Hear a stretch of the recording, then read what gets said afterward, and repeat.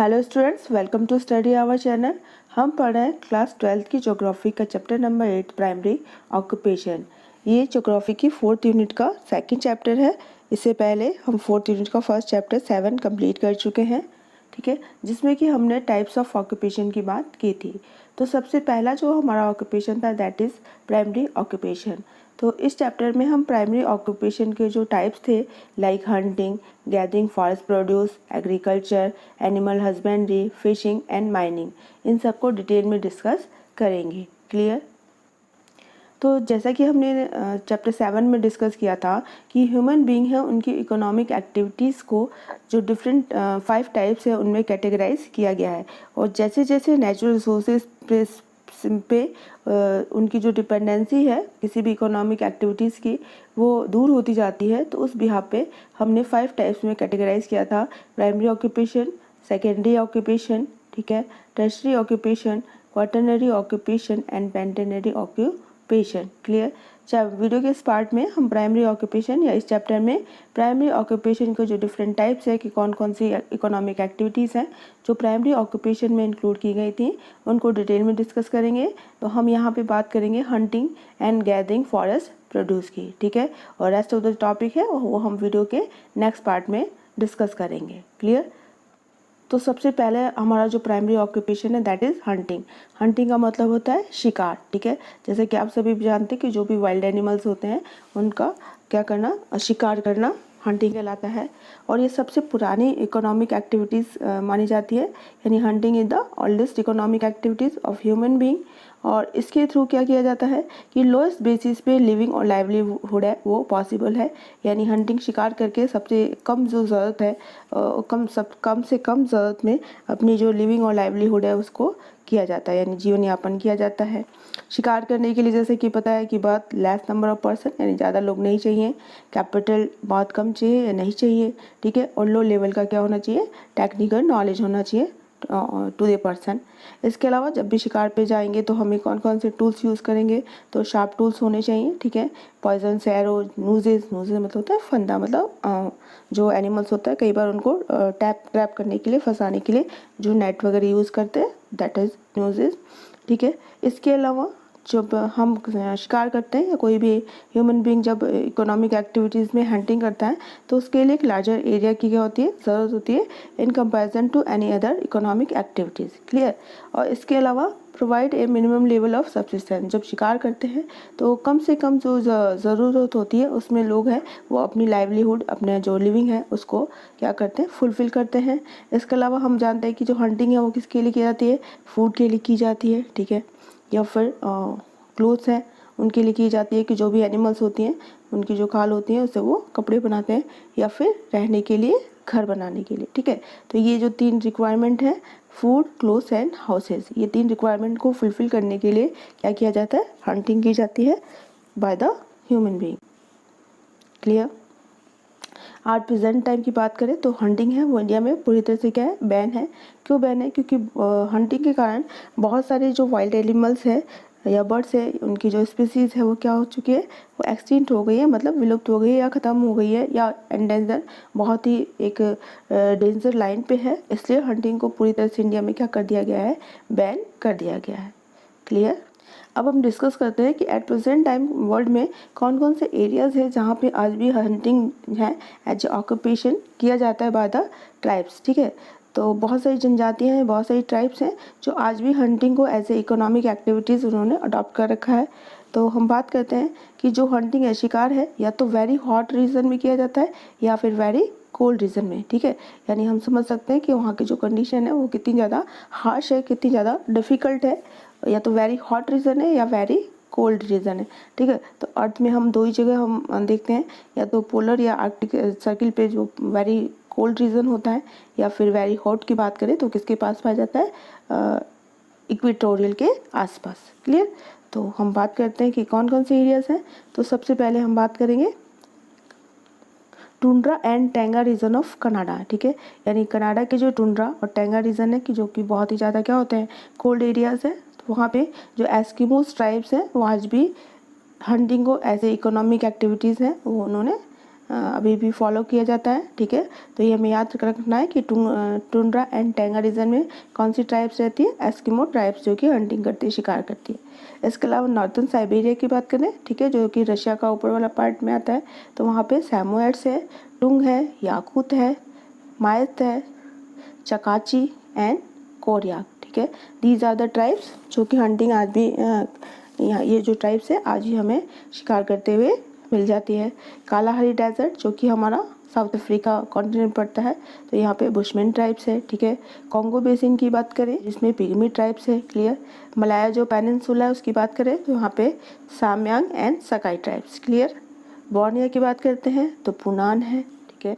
Papua new गुनेवा की बात करें तो यहाँ पे पापुआन है, ठीक है। और अमेजन बेसिन जो कि हमारा नॉर्थ अमेरिका है, तो यहाँ पे बात करें तो जिवारो एंड जो युंग ट्राइब्स है वो आज भी हंटिंग को एज ए लाइवलीहुड फॉलो करते हैं। अब हम रीजन को मैप पर डिस्कस करते हैं। तो ये हमारा टुंड्रा रीजन है, क्लियर। इसके बाद ये टैंगा रीजन है। फिर साइबेरिया की बात करें तो ये वाला एरिया साइबेरिया, ये ऑरेंज वाला, क्लियर। अमेजन बेसिन है ये हमारा, ठीक है, जो कि हमारा नॉर्थ अमेरिका में है। इसके बाद कालाहारी डेजर्ट साउथ अफ्रीका में, ये डेजर्ट पर जहाँ पे कि बुशमैन ट्राइब्स रिसाइड करती थी। यदि चैप्टर सेकंड आपको अच्छे से रिवाइज हो तो फिर ये हमारा है कांगो बेसिन, ठीक है। तो इस तरह से कांगो बेसिन में हमारी पिग्मी जो ट्राइब्स हैं वो हंटिंग करती है। कालाहारी डेजर्ट में बात करें तो बुशमैन, ठीक है। और यदि अमेजन बेसिन की बात करें तो यहाँ पे जिवारो व यागुआ जो है ट्राइब्स हंटिंग को एज ए अपना जो मेजर ऑक्यूपेशन है वो फॉलो करती है वहाँ पे। तो इस तरह से ये जो क्वेश्चन है आपसे मैच द कॉलम के फॉर्म में भी पूछा जा सकता है कि यहाँ पे आपको एरिया दिया गया और यहाँ पे ट्राइब दिया गया और आपको क्या करना है, मैच करना है। तो इस क्वेश्चन को आप ऐसे भी याद कर सकते हैं, क्लियर। आगे बात करें तो मलाया पेनिनसुला, ये हमारा मलाया पेनिनसुला है, ठीक है। इसके अलावा ये हमारा बोर्नियो है, Kalahari desert as you know, Congo basin है हमारा, ये हमारा Siberia and Papua New Guinea में पापुआन जो हमारी ट्राइब्स है उसके थ्रू हंटिंग की जाती है, शिकार आज भी किया जाता है। तो इस क्वेश्चन को मैंने मैथ द कॉलम के फॉर्म में भी डिस्क्राइब कर दिया है कि टुंड्रा एंड टैंगा रीजन में कौन सी ट्राइब्स है, एस्किमो। नॉर्थन साइबेरिया में सामयर्स, टुंग एंड याकूत, मायर्स, Chukchi and Koryak. Kalahari desert बात करें तो बुशमैन ट्राइब्स। कांगो बेसिन में पिग्मी ट्राइब्स। मलाया पेनिनसुला में Semang and Sakai tribes. Borneo में पुनान ट्राइब्स। न्यू गिनी में पापुआन और अमेजन बेसिन में जिवारो एंड युंग ट्राइब्स, क्लियर। तो इस तरह से मैच द कॉलम की फॉर्म में भी आप इस क्वेश्चन को लर्न कर सकते हैं। नेक्स्ट हमारा ह्यूमन ऑक्यूपेशन है फूड गैदरिंग, यानी food gathering of forest produce, यानी किस तरह से जो प्रिमिटिव सोसाइटी के लोग हैं वो अपनी लिविंग और लाइवलीहुड के लिए जो फॉरेस्ट प्रोड्यूस है, यानी जो जंगलों से जो भी उन्हें मिलता था उसका वो क्या करते थे, कलेक्शन करते थे या करते हैं, ठीक है।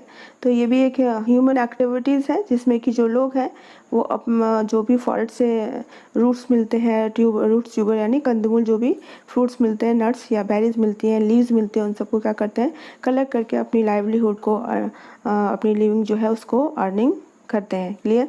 सबसे ओल्डेस्ट इकोनॉमिक एक्टिविटीज़ है। तो जो फूड प्रोड्यूस किया जाता है वो दो चीज़ों के लिए किया जाता है, एक तो लाइवलीहुड के लिए और दूसरा फॉर द कमर्शलाइजेशन। तो अभी हम बात करते हैं कि फॉर फूड प्रोविज़न, यानी फूड के लिए या फिर अपने सब्सिस्टेंस के लिए, यानी अपने भरण पोषण के लिए, अपनी लाइवलीहुड के लिए कैसे करते हैं। तो सबसे ओल्डेस्ट इकोनॉमिक एक्टिविटीज़ है और सिर्फ ड्राई या फिर पोलर रीजन पे की जाती है, यानी जहाँ पे हंटिंग की जाती है। क्यों? क्योंकि जो शिकार है वो कहाँ होगा, जंगलों में, ठीक है। तो जहाँ पे हंटिंग की जाएगी वहीं पे जो दूसरी हमारी ये जो ऑक्यूपेशन है फूड एंड फॉरेस्ट प्रोड्यूस का जो कलेक्शन है, जो गैदरिंग है वो की जाती है ड्राई एंड पोलर रीजन में, ठीक है। इसके अलावा इस एक्टिविटी से सिर्फ जो मिनिमम जो रिक्वायरमेंट है लाइक द फूड है, शेल्टर है या क्लोथ्स है, वही सिर्फ अवेलेबल हो पाता है, वही नीड्स फुलफिल हो पाती हैं। कोई किसी कैपिटल की इन्वेस्टमेंट की ज़रूरत नहीं होती है, ठीक है। और डन बाय इंडिविजुअल और प्रिमिटिव सोसाइटी, जो भी हमारी प्रिमिटिव सोसाइटी थी, जो अर्ली मैन था उसके थ्रू या ट्राइब्स के थ्रू किया जाता है। इसमें ना तो लोग कल्टिवेट करते हैं लैंड को, ना ही रियर एनिमल्स यानी जानवरों का पशुपालन भी नहीं किया जाता और ना ही खेती की जाती है, ठीक है। और बिना एनवायरनमेंट को हार्म किए हुए ये एक्टिविटीज़, ये इकोनॉमिक एक्टिविटीज़ की जाती है by the primitive society. Clear. अब आज की बात करें तो जैसे जैसे सोशल एंड टेक्नोलॉजिकल एडवांसमेंट यानी डेवलपमेंट हुआ है, तो ह्यूमन बीइंग ने ये जो फूड गैदरिंग है और फॉरेस्ट प्रोड्यूस वे कमर्शियल पर्पस से भी करना स्टार्ट कर दिया है, ठीक है। और बहुत कम ही लोग हैं जो ग्लोबल लेवल पे बात करें तो इस एक्टिविटीज़ में इन्वॉल्व है। क्लियर। तो जो भी हमारे हाई लैटिट्यूडनल या लो लैटिट्यूडनल रीजन है, यानी यदि अर्थ की बात करें तो हाई मतलब यहाँ पे, या फिर लो लैटिट्यूडनल जो एरियाज़ हैं, जो रीजन है, वहाँ के जो लोग हैं वो फूड गैदरिंग को एज ए ऑक्यूपेशन है वो क्या करते हैं, आज भी फॉलो करते हैं। और इसके साथ ही बहुत सारी जो कुछ टेक्निक्स या फिर कुछ कैपिटल को इन्वेस्ट करके इस ऑक्यूपेशन को किया जा रहा है। इस ऑक्यूपेशन के थ्रू कमर्शियल यानी जो बिजनेस है, जो ट्रेड है, वो भी किया जा रहा है। तो कैसे किया जा रहा है कि जैसे जैसे टेक्नोलॉजी या साइंस है उसका डेवलपमेंट हुआ है, तो लोगों ने इसको यूज़ करके ये जो food gathering of forest produce है उसे एज ए कमर्शलाइजेशन यानी फॉर द बिजनेस पर्पस या for earning the money utilise किया जा रहा है। तो कैसे किया जा रहा है कि under this collection of leaves, यानी जो भी पत्तियाँ होती हैं, पत्तियाँ मतलब जो जड़ी बूटियाँ जिसको कहें, उसका कलेक्शन किया जाता है। प्रीशियस ट्री यानी जो भी बहुमूल्य जो पेड़ है। Bark and medical herbs is done taking help of local people, ठीक है। जो भी प्रीशियस ट्रीज है उनके बाग, जो उनकी जो छाल होती है या जो भी मेडिकल हर्ब्स हैं उनको इकट्ठा करके और लोकल लोगों की हेल्प से इन सबको रिफाइंड किया जाता है। और रिफाइंड करने के बाद जो इंटरनेशनल मार्केट है उनमें उनको सोल्ड किया जाता है, यानी बेचा जाता है, जिससे उनको क्या होती है, अर्निंग होती है, ठीक है। जैसे यदि बात करें कि आज बहुत सारे फॉरेस्ट प्रोड्यूस हैं जिनको कि मॉडर्न मशीन या मॉडर्न टेक्निक से रिफाइंड करके उनसे जो भी प्रोडक्ट ऑब्टेन होता है उनको सेल आउट किया जाता है। तो कौन कौन से प्रोडक्ट हैं, कुछ प्रोडक्ट की हम बात करते हैं। जैसे हस्क ऑफ प्लांट की बात करें, यानी प्लांट की जो छाल होती है उसे कुनैन एंड कोर्ट जो मेडिसिन है वो बनाई जाती है, ठीक है। लीव्स ऑफ प्लांट से beverage and medicine and cosmetic, ठीक है। प्लांट के फाइबर से थ्रेड्स एंड क्लोथ्स बनाए जाते हैं।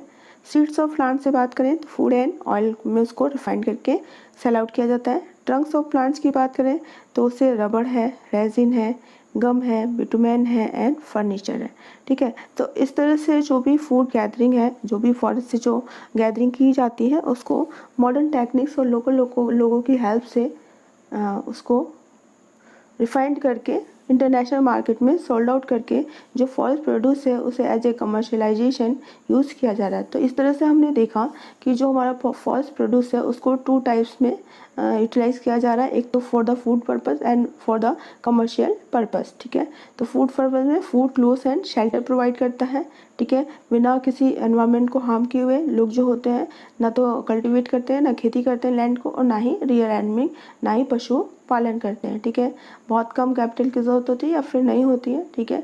और प्रिमिटिव जो सोसाइटी है वो इंडिविजुअल बेसिस पे आज भी इस ऑक्यूपेशन को करती है। क्लियर। एरिया सेम है, टुंड्रा एंड टैंगा रीजन आएगा, ठीक है। ये हमारा अमेजन बेसिन है, इसके अलावा कालाहारी डेजर्ट है, फिर ये हमारा कांगो बेसिन है and this is a Siberia, ठीक है। जो भी हमारे ड्राई एंड हॉट रीजन है। मेजर रीजन की बात करें तो मनाया पेनिनसुला में सैमोंग और सकाई ट्राइब्स, ठीक है। अमेजन बेसिन में बोरो ट्राइब्स, ठीक है। कालाहारी रीजन में बुशमैन ट्राइब्स। और माउंटेनियस रीजन में बात करें तो उसमें इडुक्की, पालाकड़ एंड पनिया ट्राइब्स, ठीक है।